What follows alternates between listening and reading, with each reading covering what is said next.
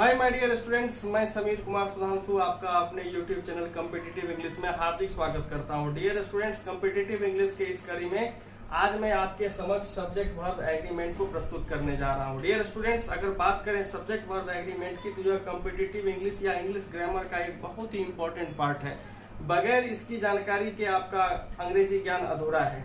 यूं कह लीजिए कि अगर आपको सब्जेक्ट वर्ब एग्रीमेंट की जानकारी नहीं है तो ना तो आप एक लाइन लिख सकते हैं, ना आप एक लाइन शुद्ध बोल सकते हैं, ना आप जो है उसको पढ़कर समझ सकते हैं। तो डियर स्टूडेंट्स, ये काफी इंपॉर्टेंट हो जाता है इंग्लिश के पॉइंट ऑफ व्यू से।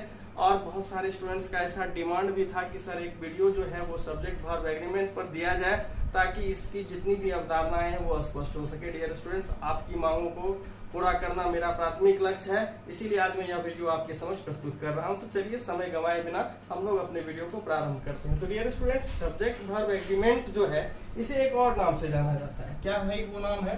तो वो नाम है आपका सिंटैक्स।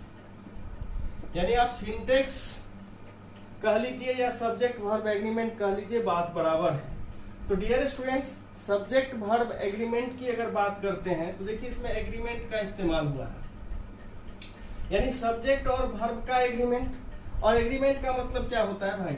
एग्रीमेंट का अर्थ होता है सामंजस्य, समझौता, यूं कह लीजिए तालमेल। तो ये सब्जेक्ट और वर्ब का तालमेल है। तो सब्जेक्ट और वर्ब के बीच में कौन सा सामंजस्य है, कौन सा समझौता है या कौन सा तालमेल है, इसी का अध्ययन हम लोग सब्जेक्ट वर्ब एग्रीमेंट में करते हैं। तो डियर स्टूडेंट्स, यहाँ पे आपको इस एग्रीमेंट को समझना पड़ेगा। तो वो एग्रीमेंट है कि किसी वाक्य में सब्जेक्ट के नंबर और पर्सन के अनुसार जो है वर्ब का नंबर और पर्सन प्रयोग किया जाना चाहिए। कहने का मतलब हुआ कि वाक्य के सब्जेक्ट के नंबर के अनुसार वर्ब का नंबर होना चाहिए, वाक्य में सब्जेक्ट के पर्सन के अनुसार वर्ब का पर्सन होना चाहिए। यानी ये जो वर्ब है ना, ये सब्जेक्ट के नंबर और पर्सन के अनुसार होना चाहिए। अब यहाँ पे कहने का मतलब है कि नंबर की जब बात आती है तो नंबर आपका सिंगुलर भी होता है, नंबर आपका प्लूरल भी होता है। ठीक इसी प्रकार अगर वर्ब में भी हम लोग देखते हैं तो वर्ब में भी जो है नंबर आपका सिंगुलर भी होता है और प्लूरल भी होता है। ठीक है। और अगर बात कर ले यहाँ पे तो सब्जेक्ट के नंबर के अनुसार वर्ब का नंबर होना चाहिए। यानी कि अगर सब्जेक्ट का नंबर सिंगुलर है तो वर्ब का नंबर भी सिंगुलर होना चाहिए। और अगर सब्जेक्ट का नंबर प्लूरल है तो वर्ब का नंबर भी प्लूरल होना चाहिए। ठीक इसी प्रकार अगर पर्सन की बात करते हैं तो मान के चलिए यहाँ पे आपको पर्सन में कि सब्जेक्ट का जो पर्सन होगा उसी अनुरूप आपको वर्ब का भी पर्सन जो है वो लेना पड़ेगा। ठीक है। तो अब यहाँ पर देख लीजिए कि पर्सन भाई कौन सा? फर्स्ट पर्सन, सेकंड पर्सन और थर्ड पर्सन। तो वर्ब का जो पर्सन लेते हैं ना, उसमें भी हम लोगों को जो है सब्जेक्ट के पर्सन को ध्यान में रखना होता है। यानी कि सब्जेक्ट वर्ब एग्रीमेंट जो है इसी रूल के तहत काम करता है। या कह लीजिए कि सब्जेक्ट वर्ब एग्रीमेंट का जो मेन रूल है वो ये है कि सब्जेक्ट का नंबर जैसा होगा वैसा ही हम वर्ब का नंबर रखते हैं।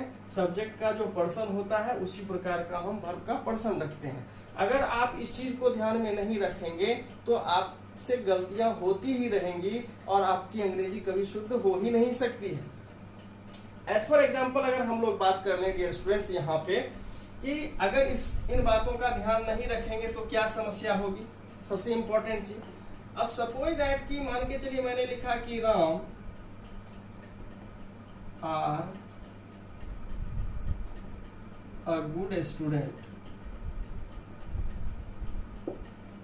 तो क्या ये वाक्य लिखा हुआ आपका सही है?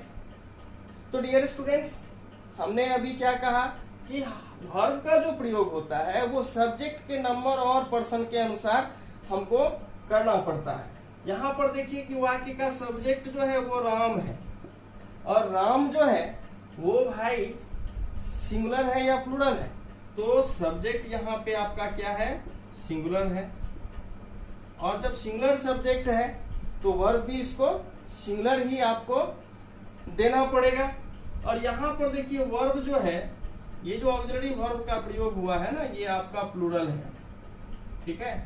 तो अब देखिए कि अगर आप नंबर को नहीं ध्यान में रखेंगे तो आपको पता ही नहीं चलेगा कि ये लिखा हुआ सेंटेंस सही है या गलत है, ठीक है। तो चूंकि सब्जेक्ट आपका सिंगुलर, इसीलिए वर्ब भी आपका सिंगुलर होना चाहिए, ठीक है। तब तो ये लिखा हुआ जो है बिल्कुल गलत हो गया। अब यहाँ पे आप क्या लिखेंगे, तो यहाँ पे आपको इज लिखना पड़ेगा, तब जाकर के ये सेंटेंस आपका सही होगा। यानी कि जब आप लिखेंगे कि Ram is a good student, तब ये जाकर के आपका सही हो जाएगा।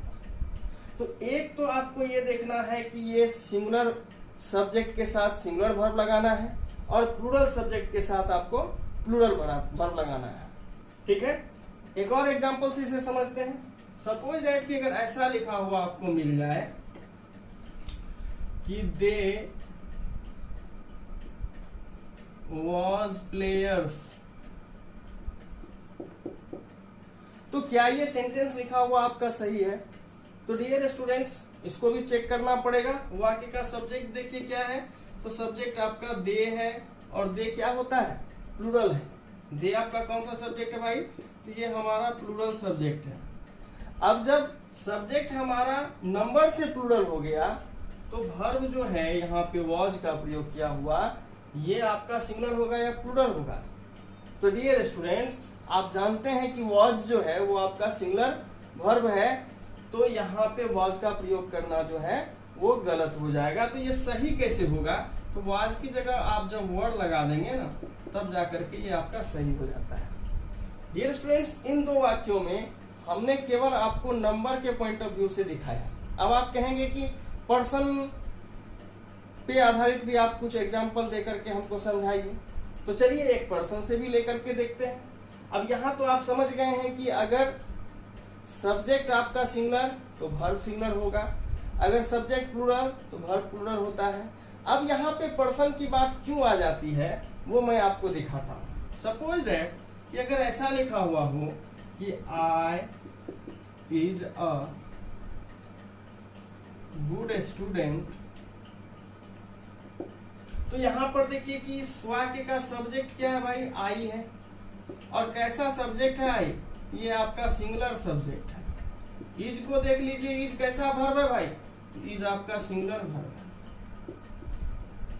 तब तो ये सेंटेंस आपका लिखा हुआ सही होना चाहिए कि I is a good student.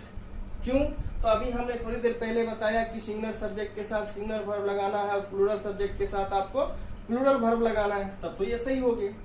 नहीं, जब आप सब्जेक्ट के साथ वर्ब का चयन कर रहे होते हैं ना, तो वहां पे आप दोनों बातों का ध्यान रखते हैं। क्या दोनों बात, तो केवल अगर आप नंबर देखेंगे तो उससे भी आपको गलती होने की संभावना रह ही जाएगी। यहाँ पर आप देखिए कि यहाँ पर आपने नंबर के अनुसार तो चयन किया, आई सिंगुलर सब्जेक्ट था, तो आई के साथ आपने जो है वो कौन सा वर्ब लगाया, सिंगुलर वर्ब लगाया था, तब तो ये सही होना चाहिए था, लेकिन ये तो आपका गलत हो गया। ऐसा क्यों हुआ, तो इज जो है वो सिंगुलर वर्ब है, लेकिन इज का जो पर्सन है ना वो आपका थर्ड पर्सन है। यानी कि अगर आप इज वर्ब का पर्सन चेक करेंगे तो इज जो है वो थर्ड पर्सन सिंगुलर नंबर का वर्ब है, और सब्जेक्ट जो है वो कौन से पर्सन में है भाई, तो वो फर्स्ट पर्सन में है।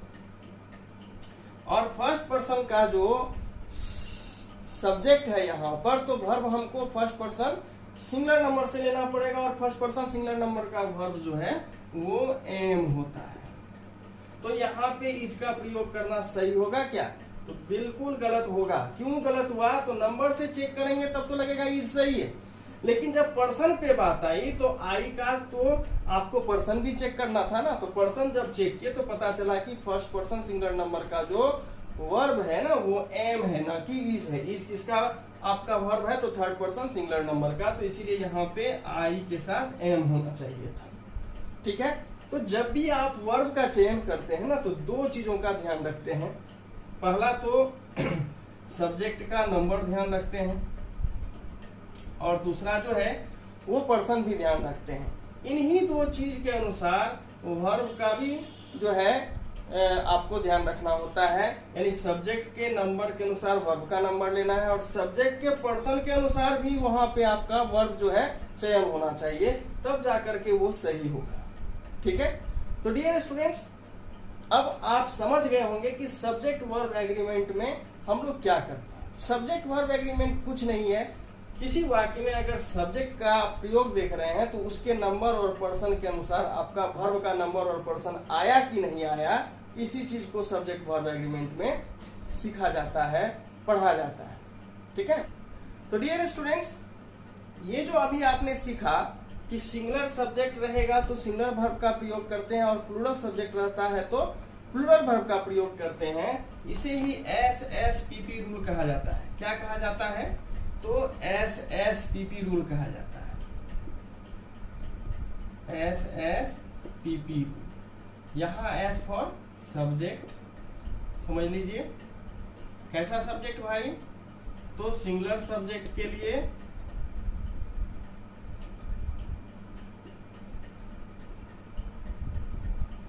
सिंगुलर वर्ब और प्लूरल सब्जेक्ट के लिए हम लोग प्लूरल वर्ब लेते हैं। ठीक है, यानी यही आपका SSPP रूल है, इसी पर आपका सब्जेक्ट वर्ब एग्रीमेंट जो है पूरा आधारित है। आगे जो भी मैं रूल बताऊंगा ना वो इसी पे आधारित होगा और इसी पे आधारित ये पूरा चलता है। हालांकि एक्सेप्शंस हैं जिसकी मैं चर्चा करूंगा। ठीक है, तो डियर स्टूडेंट्स अभी तक जो बात क्लियर हो गई है वो ये हुई है कि सिंगुलर सब्जेक्ट के साथ सिंगुलर वर्ब लेते हैं और प्लूरल सब्जेक्ट के साथ प्लूरल वर्ब लेते हैं, साथ ही पर्सन का भी ध्यान रखते हैं। ठीक है डियर स्टूडेंट्स, यहाँ पे मैं आपको एक बात बता देना चाहता हूँ कि सब्जेक्ट यहाँ पे बहुत इंपॉर्टेंट हो जाता है। अगर आपको सब्जेक्ट की जानकारी नहीं है ना तो फिर आप वर्ब का चयन नहीं कर पाएंगे। इसीलिए ये चैप्टर जो है अपने आप में कहते हैं कि पूरे ग्रामर को समाया हुआ है। ठीक है, क्यों मैं इसी बात बोला आपको कि यहाँ पर तो आपको सब्जेक्ट के रूप में आई देखने को मिला, राम देखने को मिला, तो सब सही लगा, लेकिन बहुत सारे लड़कों को सब्जेक्ट चुनने में परेशानी है। तो मैं आपको एक सलाह देता हूं कि आप सब्जेक्ट की भी अच्छी जानकारी रखेंगे, तब जाकर के सब्जेक्ट वर्ब एग्रीमेंट में आपसे त्रुटि नहीं होगी। एज पर एग्जांपल मैं दिखा देना चाहता हूँ। सपोज मैंने लिखा the police is running after the thief.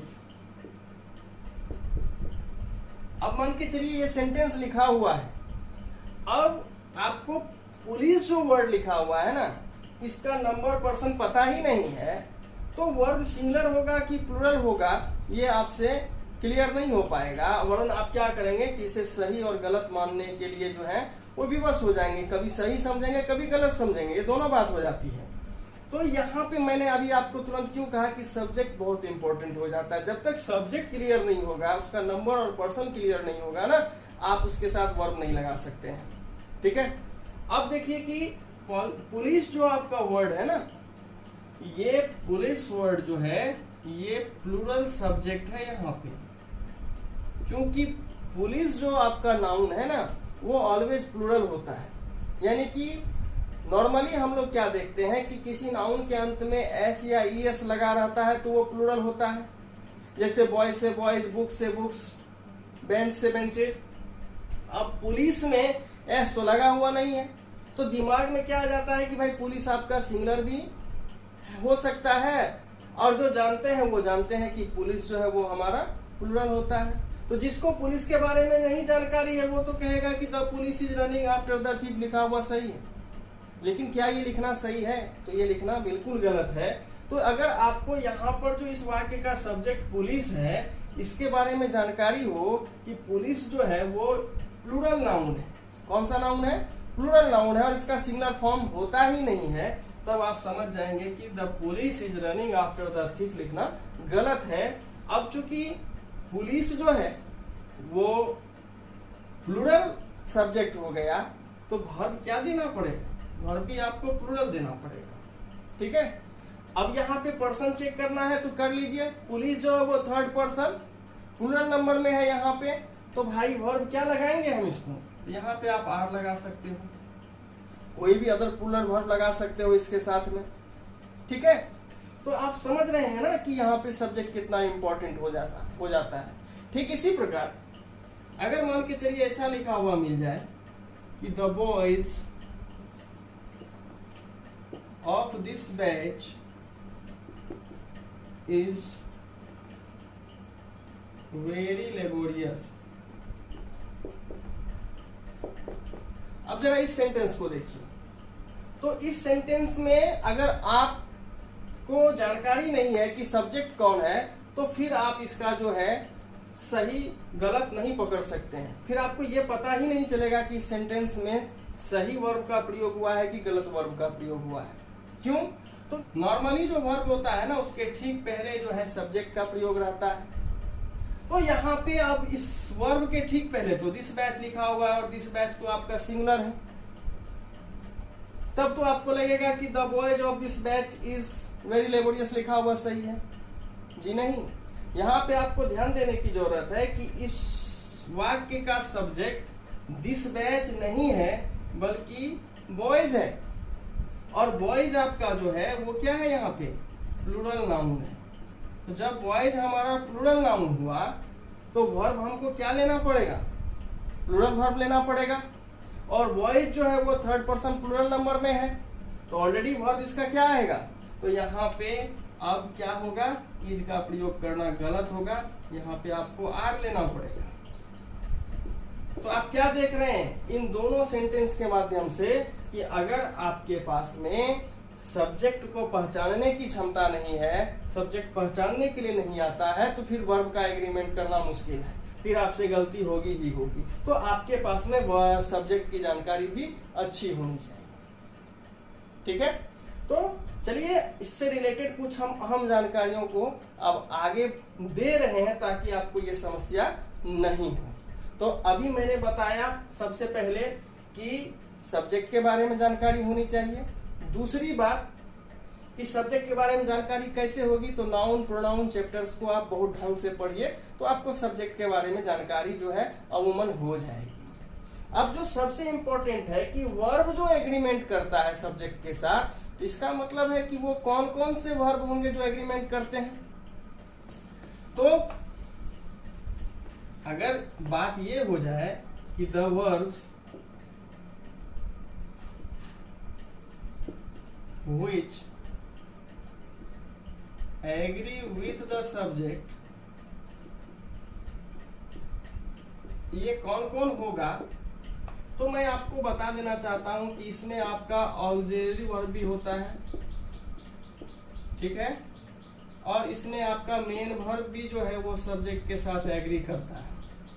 ये दो चीज तो आपको ध्यान में रखना पड़ेगा। मैंने आपका बहुत सारा काम आसान कर दिया है कि वर्ब जो है वो सब्जेक्ट के अनुसार एग्री करता है, तो कौन कौन से वर्ब जो है वो सब्जेक्ट के अनुसार एग्री करता है। तो इसमें आपका ऑक्सिलरी वर्ब भी आता है और इसमें आपका मेन वर्ब भी आता है। ठीक है, अब ऑक्सिलरी वर्ब में आपका क्या आता है भाई, ये ध्यान में रखने की जरूरत है। तो इसमें आपका प्राइमरी ऑक्सिलरी जो है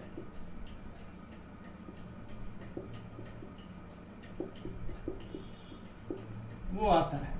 तो ये प्राइमरी ऑक्सिलरीज क्या होता है भाई, जिसको आप वर्ब टू बी कहते हो। अगर वर्ब टू बी में दिक्कत है तो समझ लीजिए इज, एम, आ, वाज, वर जो है यही आपका वर्ब टू बी है। ठीक है, इसमें आपका जो है वर्ब टू डू आता है। तो उस वर्ब टू डू में तो वैसे डू डज डिड भी आता है, लेकिन डिड को कोई फर्क नहीं पड़ता है, वो सिंगुलर प्लूरल दोनों के साथ चलता है। तो इसमें आपका डू और डज आ जाएगा। ठीक है, ठीक इसी प्रकार आपका इसमें वर्ब टू हैव आता है। ठीक है, अब टू हैव में आपका क्या सब आएगा, तो इसमें आपका हैज और हैव आता है, इसमें हैड नहीं आएगा। हैड क्यों नहीं आएगा, तो हैड भी आपका डिड की तरह सिंगुलर प्लूरल सब्जेक्ट के साथ में प्रयुक्त होता है, उसमें सिंगुलर प्लूरल का लोचा नहीं है। ठीक है, तो अब यहाँ पे आपको एक बात तो देखने को मिल रही है, यहाँ पे समझना पड़ेगा कि is, am, are, was, were, do, does, has, have में सिंगुलर प्लूरल दोनों कॉन्सेप्ट है, दोनों मिले हुए हैं, तो कौन सिंगुलर कौन प्लूरल, इसको भी समझ लेते हैं। तो डियर स्टूडेंट्स, अगर हम लोग ऑक्सिलरी वर्ब के सिंगुलर प्लूरल की बात कर लें, ये क्या सब होगा, सबको नोट करते चलिए। तो एम, इज जो है ये सिंगुलर वर्ब है और इसका प्लूरल जो है वो आर होता है। ठीक इसी प्रकार वाज जो है वो सिंगुलर है, उसका प्लूरल जो है वो वर्ब होता है। ठीक है, डज जो है वो आपका सिंगुलर है और उसका प्लूरल डू होता है, और हैज जो है वो सिंगुलर है और हैव जो है वो आपका प्लूरल होता है। इसे नोट कर लेंगे, ये काफी इंपॉर्टेंट है। जब तक ये ध्यान में नहीं रहेगा कि कौन सिंगुलर कौन प्लूरल, तो गलती तो होती ही रहेगी। अब आपको सिंगुलर प्लूरल की जानकारी हो गई, ये भी समझ गए कि कौन कौन से वर्ब आएंगे जो कि सब्जेक्ट के साथ एग्री करेंगे। ठीक है, यहाँ पे हम आपको एक नोट के रूप में बता देना चाहते हैं कि मॉडल जितने भी वर्ब हैं, यानी कि मॉडल ऑक्सिलरीज जो भी हैं, इसको सब्जेक्ट से कोई लेना देना नहीं है, सिंगुलर प्लूरल से कोई मतलब नहीं है। मॉडल ऑक्सिलरीज जो है वो सब्जेक्ट के साथ कोई एग्रीमेंट नहीं करता है, वो सिंगुलर प्लूरल दोनों सब्जेक्ट के साथ सेम ही रहता है। तो मॉडल ऑक्सिलरीज को जो है इसमें नहीं लेना है, केवल ये is, am, are, was, were, do, does, has, have जो है वो आपका ऑक्सिलरी वर्ब के रूप में सब्जेक्ट के साथ जो है वो एग्री करता है, वो आपका सिंगुलर प्लूरल का वहां पे कॉन्सेप्ट लगेगा। समझ रहे हैं बात को, मॉडल वर्ब इसमें नहीं आएंगे। अब आ जाइए मेन वर्ब। तो मेन वर्ब जो है वो कहां पे आपका सब्जेक्ट को एग्री करता है, तो ये केवल और केवल एक टेंस में एग्री करता है। कहां पे, तो सिंपल प्रेजेंट टेंस में। सिंपल प्रेजेंट टेंस में जो है ये आपका एग्री करता है। अब कैसे करता है जरा इसको समझाते हैं। सिंपल प्रेजेंट टेंस में वर्ब आप या तो V1 लेते हैं या V5 लेते हैं। V1 जो है वो आपका प्लूरल फॉर्म होता है, जबकि V5 जो है वो आपका सिंगुलर फॉर्म होता है। अब इसको जरा सा हम और थोड़ा विस्तार से बता देते हैं ताकि आपको दिक्कत नहीं हो। सपोज करिए कि आप लिखते हैं जाना हिंदी में, और इसकी अंग्रेजी क्या होती है भाई, तो गो होती है, और यही गो आप V1 में पढ़ते हैं। ठीक है, तो जाना का अंग्रेजी गो, इसी प्रकार पढ़ना का रीड, लिखना का राइट। तो ये V1 जो है ना ये आपका प्लूरल होता है, ये हमारा क्या होता है, प्लूरल होता है। ठीक है, इसके बाद आपका V2 आएगा, V3 आएगा, V4 आएगा और V5 आएगा। तो गो का V2 form went, V3 gone, V4 ING form होता है गोइंग, और V5 आपका क्या हो गया, गोज हो गया। तो अब देखिए कि गो से ये गोज बना है, तो कैसे बना, तो इसमें देखिए कि गोज में ES लग गया है। इसी प्रकार अगर यहाँ पे मान के चलो रीड रहता, तो क्या लिखते V5 में हम लोग, V5 में हम लोग लिखते रीड्स, तो S लगाए। यानी क्या हुआ, कहने का मतलब हुआ कि V1 जो है वो अपने मेन फॉर्म में क्या रहता है, तो प्लूरल रहता है, और जब उसमें आप S या ES लगा देते हैं ना, तो वो V5 में बदल जाता है और वो क्या हो जाता है, तो सिंगुलर हो जाता है।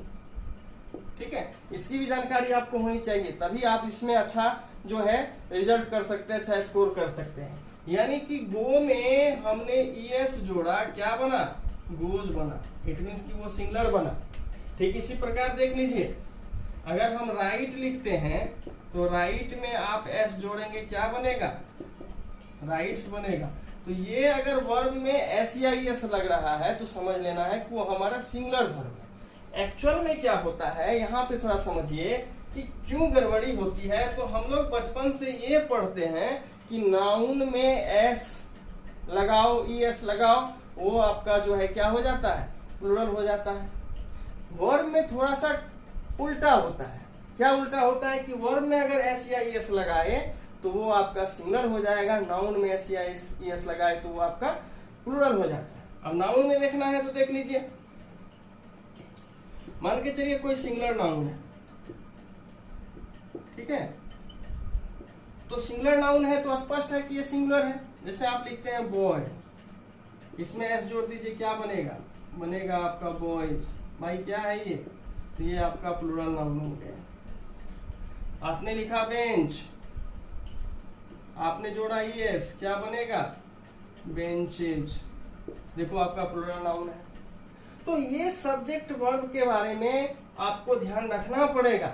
अगर आपको यही जानकारी नहीं है तो फिर आपसे सब्जेक्ट वर्ब एग्रीमेंट में गलती होगी ही होगी, ये मानी हुई बात है। तो डियर स्टूडेंट्स, जो बेसिक बातें हैं वो आज आप समझ गए होंगे कि सिंटैक्स में या सब्जेक्ट वर्ब एग्रीमेंट में हम लोग क्या करते हैं, तो सब्जेक्ट के नंबर व पर्सन के अनुसार वर्ब के नंबर व पर्सन का प्रयोग करते हैं, उसी के समझौता तालमेल को सीखते हैं। यही आपका सब्जेक्ट वर्ब एग्रीमेंट है। उम्मीद करता हूं कि आज आपको ये मेरा वीडियो काफी पसंद आया होगा। डियर स्टूडेंट्स, बेसिक कॉन्सेप्ट तो क्लियर जरूर हो गया होगा और अगली वीडियो में सब्जेक्ट वर्ब एग्रीमेंट के तहत जो है बहुत सारे रूल्स हैं जिसको आपको देखने की जरूरत है। क्यों, तो ये तो सिर्फ मोटी मोटी बातें हैं, छोटी मगर मोटी बातें हैं और ये आवश्यक है कम से कम बेसिक ज्ञान के रूप में। तो इसको आज मैंने सिखा दिया है। नेक्स्ट वीडियो में मैं इससे रिलेटेड और भी जो रूल्स हैं जो काफी इंपॉर्टेंट हो जाते हैं उसको लेकर के आ रहा हूँ। अगर आज आपको ये मेरा वीडियो अच्छा लगा हो तो निश्चित रूप से मेरे चैनल को सब्सक्राइब करें, साथ ही बेल बटन को भी प्रेस कर दें ताकि मैं जितनी भी वीडियो बना रहा हूँ उसका नोटिफिकेशन आपको समय प्राप्त होता रहे। डियर स्टूडेंट्स, इसे जितना ज्यादा आप शेयर करेंगे वो मेरे लिए तो अच्छा होगा ही, साथ ही बहुत सारे ऐसे भी बच्चे हैं जिसको इससे फायदा पहुंचने वाला है। तो आज इस वीडियो को शुरू से लेकर अंत तक देखने के लिए आपका धन्यवाद।